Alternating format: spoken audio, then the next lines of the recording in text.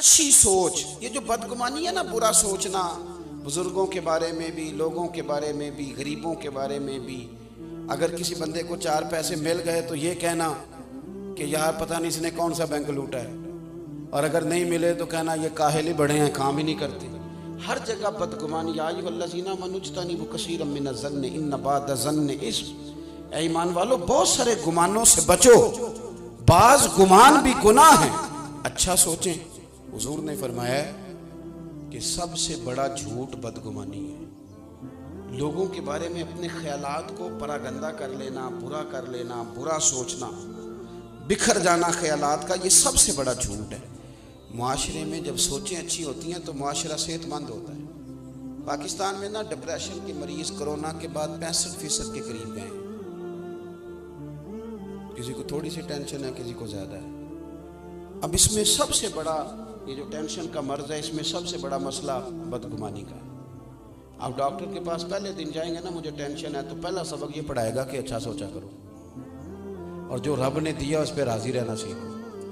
Tension ختم ہوگی. حضور صلی اللہ تعالیٰ علیہ وسلم نا اچھی سوچ لوگوں کے اندر لانا چاہتے، لوگوں کو لوگوں کے حق میں نرم کرتے.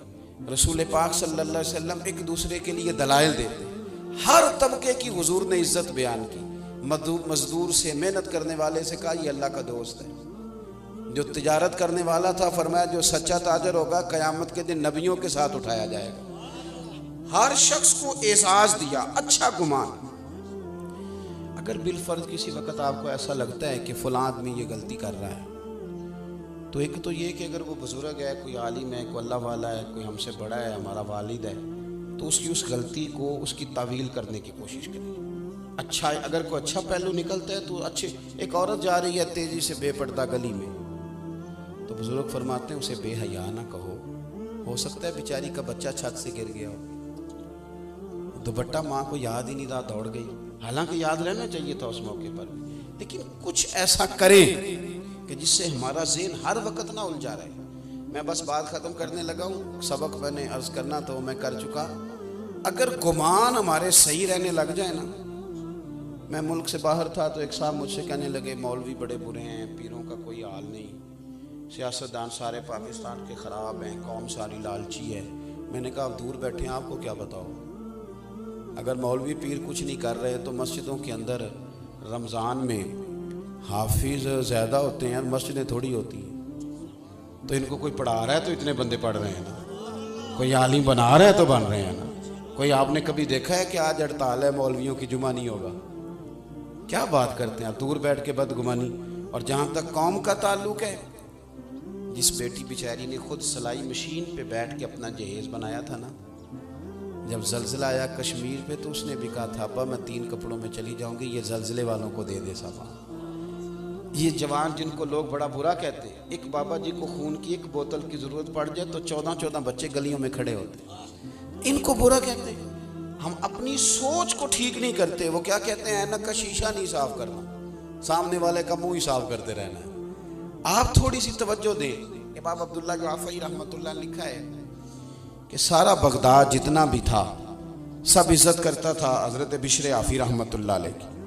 سارا بغداد عزت کرتا، پیار کرتا. ننگے پاؤں چلتے تھے تو جانور بھی گوبر نہیں کرتے تھے گلیوں.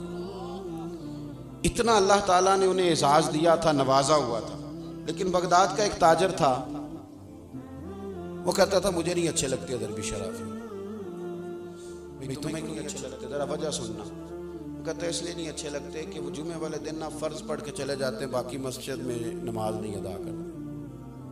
مسجد میں کون سی نماز پڑھنا ضروری ہے؟ وہ پڑھ بھی لیے.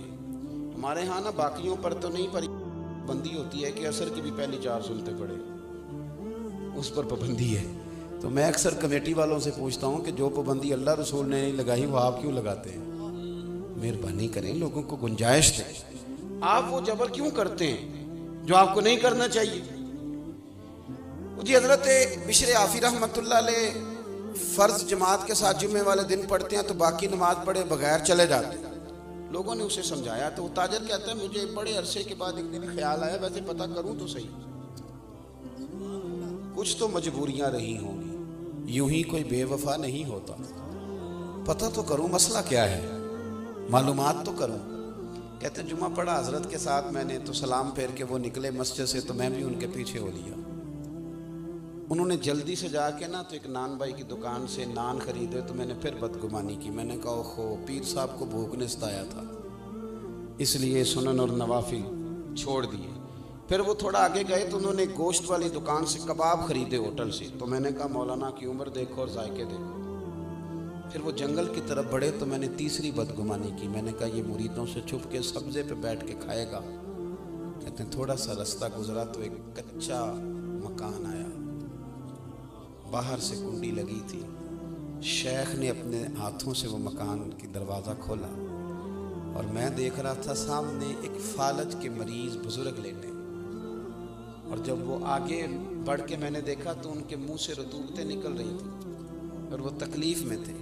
हज़रत बिशर आफ़ी ने पहले सीधा करके लिटाया, फिर अपना इमामा खोल के पानी में डुबो के उनका मुंह धोया और पहला लुकमा तोड़ के उनके मुंह में डाला। तो फरमाने लगे बाबा नाराज़ ना होना, जुमा था, मुझे देर हो गई, अभी तो मैंने सुन्नतें और नफल भी पढ़ने हैं, अभी तो मेरी बकिया नमाज रहती है। वो शख्स कहता है मैं बाहर खड़ा था तो मेरा वजूद कांपने लगा।